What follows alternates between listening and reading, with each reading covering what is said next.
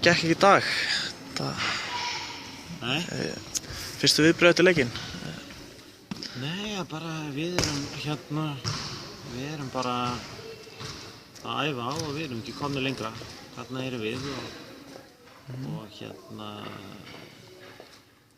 það er ekkert hægt að tala sig út úr þessu, það er bara hægt að æfa sig út úr þessu. Ef það er hægt að líta eitthvað jákvætt í leiknum þá var markvarslan rosalega góð í leiknum á mínum mati og fyrri hálfleikur var alveg svolítið svona, þið hefði alveg getað gert eitthvað og náð kannski einhverju seinni hálfleik að það komi mætti til leiks í seinni hálfleik svolítið. Já, það er náttúrulega, sko, ef ég reyna að vera eitthvað jákvæður þá er náttúrulega mjög margt jákvætt í þessum leik og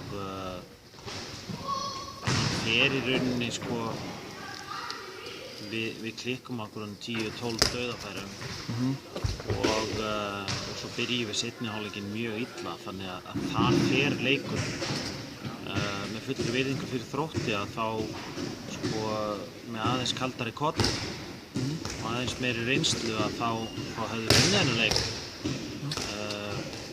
en ég meina það er partur af þessu að hafa trú á sjálfum sér í dauðafærunum og hafa leikreysluna til þess að láta ekki plata sig með einföldum atriðum og við erum bara ekki komin þá.